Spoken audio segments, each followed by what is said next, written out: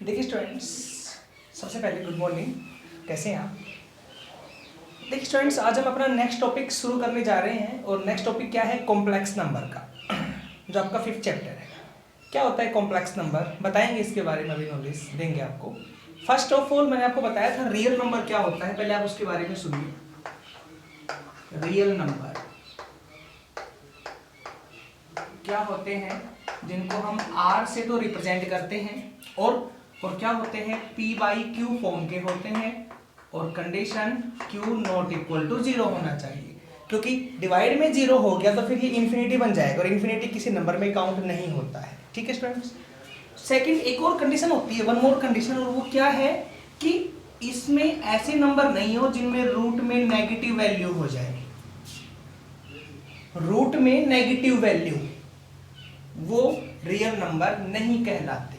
मैंने आपको first video के अंदर जो सेट्स की दी थी उसमें आपको अच्छे समझाया था रियल नंबर के बारे में। ठीक है, मैं आपको सिर्फ ये बता रहा हूँ केवल कि रियल नंबर में क्या नहीं आता, रूट में नेगेटिव वैल्यू। और रूट क्या काउंट होता है? रूट का मतलब नहीं कि पावर 1/2, पावर 1/4 भी रूट होता है, 1/6 भी रूट होता है, 1/8 भी रूट होता है, लेकिन क्यूब रूट नहीं कहलाते। मतलब डिवाइड में, फ्रैक्शन में इवन वैल्यू आनी, पावर में फ्रैक्शन हो और फ्रैक्शन में डिवाइड में इवन वैल्यू हो, जो फ्रैक्शन की वैल्यू डिवाइड वाली वैल्यू वो इवन हो, तो वो रूट, उसके अंदर नेगेटिव वैल्यू नहीं होनी चाहिए। क्लियर है? वो रियल नंबर नहीं कहना। जैसे देखो ऐसे लिख रहा हूँ, मैं एक एग्जांपल देता हूँ आपको। जैसे -5 की पावर 1/2, जैसे -6 की पावर 1/3, जैसे -7 की पावर 1/4, जैसे -2 की पावर 1/5, जैसे -8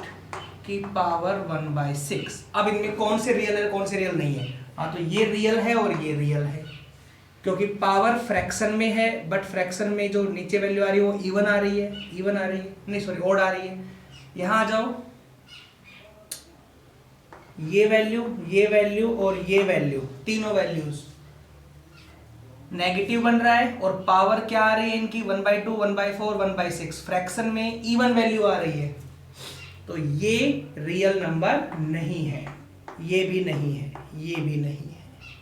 क्लियर है? तो ऐसे नंबरों को जिनके अंदर रूट में नेगेटिव, हम जनरली उसको रूट बोल देते हैं, रूट में नेगेटिव बन जाए, रूट मतलब 1/2 के अंदर नेगेटिव बन जाए, क्योंकि पावर अब जनरली 1/2 ही आती है, तो वो रियल नंबर नहीं कहलाते। तो फिर क्या कहलाते हैं? तो मैं आपको वही डिफाइन करके देता हूँ एक वैल्यू। जैसे रूट के अंदर मान लीजिए -4 है, ठीक है, तो मैं इसको इस तरह राइट कर सकता हूँ स्टूडेंट्स, -4 -1। क्लियर है? -4 का तो हो गया 2 यहाँ पे, ठीक है, और ये जो वैल्यू है ना, इसको एक अलग नेम दे दिया गया और बोला गया आइटा। इस तरह से इसका एक अलग नेम दिया गया, नेम में क्या बोला गया? इसको आइटा बोला गया। ठीक है, ये इसका नेम होता है आयोटा। क्लियर है? ये इसकी वैल्यू होती है, तो यहाँ पे आयोटा इक्वल टू रूट में -1 हो गया, ये इसकी वैल्यू होती है आयोटा की। ये सब क्या है बताऊंगा अभी मैंने ये बताया है कि रूट में जो नेगेटिव वैल्यू आती है उनको सोल्व कैसे करते हैं। जैसे रूट में -9 आ गए, तो मैं इसको लिख सकता हूँ √9 इंटू √-1, इसका हो गया 3, इसका हो गया आइटा। क्लियर है? तो इसको सोल्व क्या करें, 3 आइटा आंसर। ऐसे ही -16 है रूट में, तो आप कर सकते हो 16 इंटू √-1 इक्वल्स टू 4 आइटा। ये आंसर हो गया हमारा। क्लियर है तक? अब इस तरह से हम पहले इन वैल्यूज को डिफाइन करते हैं। मैंने अभी डिफाइन नहीं किया कॉम्प्लेक्स नंबर क्या होता है, बताएंगे उसके बारे में। मैं अभी तो रियल नंबर को डिफाइन कर रहा हूँ। रियल नंबर में मैंने इस तरह बताया कि जो रियल नंबर नहीं होते हैं उनको मैं किस तरह से डिफाइन करता हूँ, उनको मैं इस तरह डिफाइन करता हूँ, ये आंसर होता है उनका। रियल नंबर नहीं है, ये आंसर होता है। अब जैसे मान लीजिए ये आंसर आया 4 और आइटा। 4 को तो हम बोलते हैं रियल, कि ये मेरे पास रियल वैल्यू है। क्लियर है ना यहाँ तक? और ये जो वैल्यू कहलाती है ना, ये है इमेजिनरी पार्ट।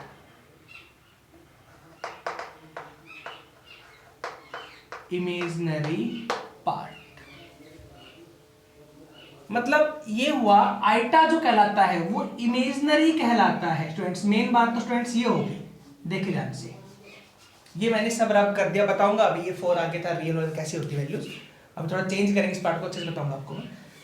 पहले तो देखिए हमने इस आयोटा के जो नेम है वो नेम दिया इमेजनरी पार्ट, मतलब इसको इमेजनरी नंबर बोल देते हैं हम, imaginary number.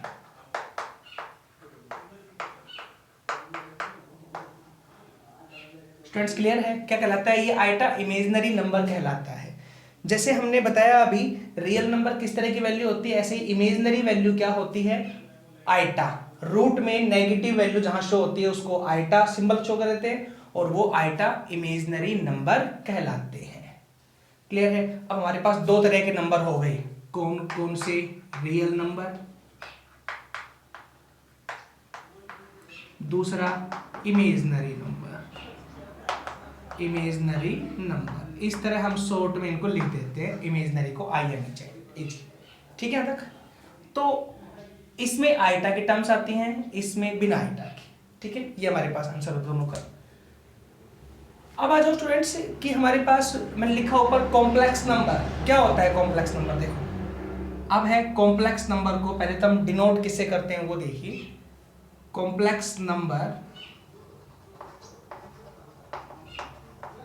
Complex number is denoted by Z। इसको हम Z से डिनोट करते हैं। ठीक है, तो क्या होता है यहाँ पे Z इक्वल्स टू मैंने लिख दिया A प्लस आइटा B। समझ आए students? Z equal to A plus iota B। ये क्या होता है? ये वाला पार्ट ये कहलाएगा आपका रियल पार्ट, और ये आपका कहलाएगा इमेजनरी पार्ट। इस तरह से कि हमारे पास जो z इक्वल टू वैल्यू होती है वो ये इस तरह शो करती है, z equal to A plus iota B। मतलब A तो रियल वैल्यू को शो करता है, और इधर आइटा B जो लग रहा है आइटा के साथ B, तो ये इमेजनरी वैल्यू को शो करते हैं। ठीक है, यहाँ पर बताया था ना 4 आइटा होता है, तो ये 4 आइटा ये इमेजनरी पार्ट को शो करते हैं हमारे पास। Clear students? तो अब किस तरह से करना है इसको, क्या क्या कंडीशन होती है, किस तरह सॉर्ट आउट होते हैं, क्वेश्चन बताएंगे वो सब। तो कॉम्प्लेक्स नंबर रियल और इमेजनरी दोनों पार्टों को मिला करके बनता है, दोनों पार्टों को मिला करके बनता है कॉम्प्लेक्स नंबर। मतलब इसमें दोनों तरह के पार्ट होते हैं, रियल भी और इमेजनरी। ठीक है स्टूडेंट्स? नेक्स्ट, अगर कोई सेट रिप्रेजेंट करना है कॉम्प्लेक्स नंबर का, तो उसको हम C से डिनोट करते हैं, जो मैंने ऊपर लिखा हुआ है सिंबल C। तो C क्या है? तो complex set, complex set is denoted by C। कि जो कोई कॉम्प्लेक्स सेट होता है, इसमें लिखे थे ना, इस करली ब्रैकेट में सेट होते हैं हमारे पास ऐसे, तो उनमें आइटा वर्ग के टर्म्स आते हैं। बताएंगे एग्जांपल, आपको समझाएंगे बाद में। तो ये बाद की बातें, पहले तो आपको इनके बारे में बताएंगे। तो वो कॉम्प्लेक्स सेट होता है, वो डिनोट किससे किया जाता है? C से डिनोट किया जाता है ऐसे। ठीक है, तो ये फिक्स वैल्यूज होती है। तो इस तरह के पार्ट है हमारे पास। अब स्टूडेंट्स मैं आइटा की ही वैल्यू को लेता हूँ और सोल्व करता हूँ। जैसे हमने कहा √-1 है, ठीक है, ये वैल्यू होती है आइटा की। ठीक है स्टूडेंट्स? अब मैं अगर आइटा स्क्वायर निकालूं, आइटा स्क्वायर तो क्या आएगा? आइटा स्क्वायर होता है स्टूडेंट्स -1 इंटू -1। भाई आइटा इंटू आइटा, आइटा की वैल्यू √-1 इंटू √-1, इन दोनों को सोल्व करेंगे तो -1 आएगा, क्योंकि -1 का होल स्क्वायर हो गया यहाँ पे। ठीक है, यहाँ तक। नेक्स्ट आ जाओ, आइटा की पावर 3, तो क्या आएगा? आइटा इंटू आइटा स्क्वायर कर दूं। ठीक है, आइटा सेम और आइटा स्क्वायर की वैल्यू -1, देन आंसर आ गया माइनस आइटा। ये आइटा की 3 का आंसर आ गया। आइटा की 4 निकाले तो लिख दूं iota square into iota square, तो क्या आंसर आएगा? -1 इंटू -1, 1 आंसर आएगा। तो इस तरह से ये आइटा की पावर्स के बारे में बता रहा हूं आपको मैं। आइटा की वैल्यू ये होती है, आइटा स्क्वायर की value -1, iota cube minus iota, सीधा रखेंगे आप, और आइटा की पावर 4 1 होता है। ठीक है, अब 5 6 7 8 आपने निकालना है। जैसे मान लीजिए मैंने आइटा की पावर 7 निकालना है, 4 से अगर कितने निकाल लो, कैसे निकलेगा? तो पहले आप इस टर्म्स को 4 से डिवाइड करेंगे, सीधी सी बात है। जो भी टर्म्स आएगी पावर अगर 4 से बड़ी है तो उसको 4 से डिवाइड करो। डिवाइड कितने पे गए छोड़ दो, आप ये देखो कि वैल्यू रिमाइंडर क्या बच के आएगा, 3 बच के आएगा शायद रिमाइंडर, है ना स्टूडेंट्स? तो आप देखो इसको यूं लिख दो देखो आइटा की पावर 4 इंटू आइटा की पावर 3, ये अभी आपको बता रहा हूँ, बाद में शॉर्ट में कर देंगे। हाँ तो ये तो हो गया 1 और ये हो गया माइनस आइटा, तो क्या आंसर आ गया माइनस आइटा। ठीक है स्टूडेंट्स, ऐसे जैसे और देखिए आइटा की पावर 19 लिखना है। अब सोल्व कैसे करूंगा आइटा की पावर 19 को, तो डिवाइड करो 4 से। देखो आप दिखाता हूँ लिख के पहले, तो आइटा की पावर 4 डिवाइड करो 4 से, तो 4 पे गया डिवाइड। हाँ तो आइटा की पावर 4 की पावर 4, ये तो हो गया अलग, हो गया ना, 4 4 जा 16 हो गया 16। अब कितना बचा, रिमाइंडर बचा 3, तो वो लिख दो इनटू में अलग से करके आइटा की पावर 3, जो रिमाइंडर बचा और लिख दो। अब ये तो हो गया 1 की पावर कितनी हो 1 इंटू आइटा की पावर 3 माइनस आइटा। हाँ तो ये आंसर आ गया माइनस आइटा। ये लो, आइटा की चाहे कितनी ही पावर हो, इन 4 में से आंसर, ये तो फिक्स होता है आंसर, इन 3 में से आंसर आना है, -1 माइनस आइटा या 1, इनमें से आंसर आना होता है। जैसे आइटा की पावर 20 लिखा, तो इसको लिख दूं आइटा की पावर 4 की पावर 5, हो गया। तक आइटा की पावर 4 की पावर 5, रिमाइंडर 0 बचा, आगे लिखना नहीं है। हाँ तो आइटा की पावर 1 होता है, 1 की पावर 5 1 रहेगा, मतलब 1 आंसर आएगा इसका। स्टूडेंट्स क्लियर है? इस तरह की बातें हमारे पास आइटा के टर्म्स में, कि आइटा की पावर्स वगैरह मैं कैसे सोल्व कर सकता हूँ। ठीक है, नेक्स्ट देखिए सिम बेसिक इसका होगा।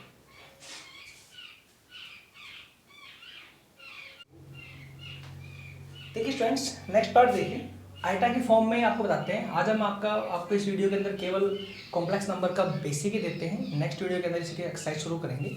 तो आज थोड़ा बेसिक लर्न करना है इसका, और प्लीज़ वीडियो कंप्लीट देखना है स्टूडेंट्स, क्योंकि वीडियो कंप्लीट देखेंगे तो ही आपको समझ में आना है कुछ।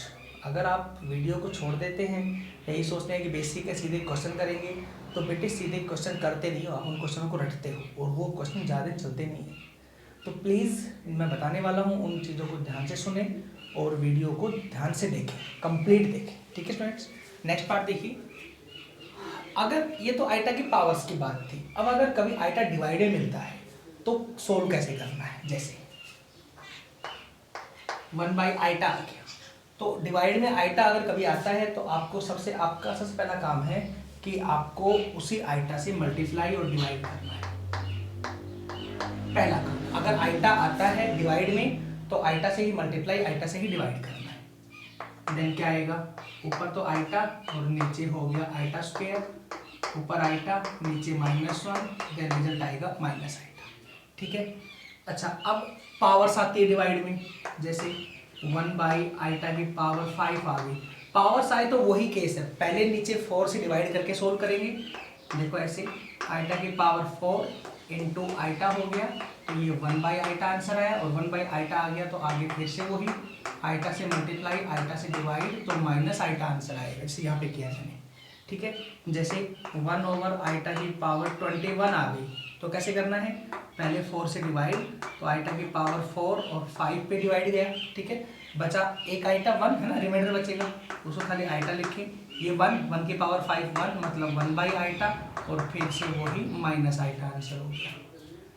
समझ आया स्टूडेंट्स कि डिवाइडेड वैल्यू आए तो भी ऐसे ही करना है, ऊपर जाए तो वैसे ही करना है पावर्स में, और अगर डिवाइड में आइटा बच जाता है कभी भी तो आइटा से मल्टीप्लाई, आइटा से डिवाइड करना होता है उसको। रिजल्ट में कभी भी आइटा नहीं डिवाइड में नहीं आना चाहिए, आइटा हमेशा ऊपर के फॉर्म में आपने शो करना होता है। इस तरह हम रिजल्ट शो करते हैं अपना।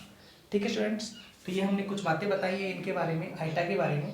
अब इसी पे कुछ क्वेश्चन भी आते हैं, जैसे इसमें एक तो रिलेशन ये होती है स्टूडेंट्स, हमेशा देखिए iota plus iota square plus iota cube plus iota की पावर 4 इक्वल टू, क्या रिजल्ट आता है कि आइटा यहाँ से लेके और यहाँ तक की वैल्यू का मैं सम करूँ पावर 4 तक का, तो क्या आता है, तो ये तो आइटा सेम, ये वैल्यू होती है -1, ये होती है माइनस आइटा, और ये होती है +1। हाँ तो ये कट गया, ये कट गया, क्या आंसर आएगा 0।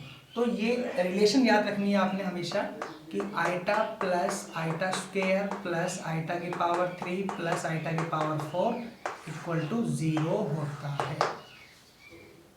ठीक है स्टूडेंट्स, ये इनके बीच में एक रिलेशन होती है। इस तरह हमारे पास आइटा के पार्ट हैं। तो मैंने बताया आइटा का बेसिक कैसे करना है। अच्छा, अभी कॉम्प्लेक्स नंबर के जो रिप्रेजेंटेशन थी z इक्वल टू, उसको हम किस तरह लिखते हैं बताया मैंने अभी आपको, z equal to a plus iota भी लिखते हैं, मतलब कॉम्प्लेक्स नंबर इक्वल टू ऐसे होता है। Complex number equal to real part, real part plus में इमेजिनरी पार्ट। और जो इमेजिनरी पार्ट होता है उसमें आइटा जरूर लगता है। Clear students? जैसे मैंने लिखा z इक्वल्स टू, z तो हो गया कॉम्प्लेक्स नंबर की रिप्रेजेंटेशन, और मैंने लिख दिया यहाँ पे 2 आइटा बस।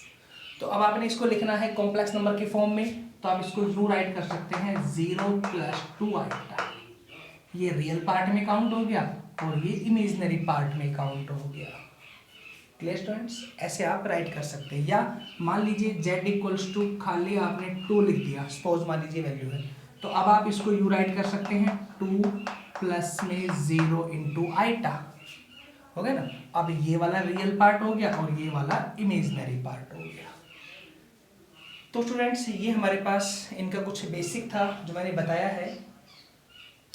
इसके बाद आपकी एक्सरसाइज शुरू होती है। इसमें एक्सरसाइज में क्वेश्चन आते हैं, कैसे करना है एक्सरसाइज क्वेश्चनों को। इसमें वही ट्रिक है सब, तो मैंने बता दिया। पहले तो रूट में नेगेटिव दिखे तो पहले उसको सोल्व करके आइटा की फॉर्म बनानी है। जैसे मैं वन क्वेश्चन डिफाइन करूं कि ऐसे है कि आपने ये वैल्यू निकालनी है रूट -9 और इंटू रूट -121, तो क्या आंसर आएगा? तो स्टूडेंट्स इसका तो आंसर आ गया 3 आइटा, ठीक है ना, 3 आयोटा इंटू इसका आंसर आ गया 11 आयोटा। यही हुआ ना? इसका 3 आइटा आंसर हुआ, इसका 11 आइटा आंसर हुआ। 11 के 3 से 33, तो ये आंसर हो गया 33 आइटा स्क्वायर, और आइटा स्क्वायर की वैल्यू -1, तो -33।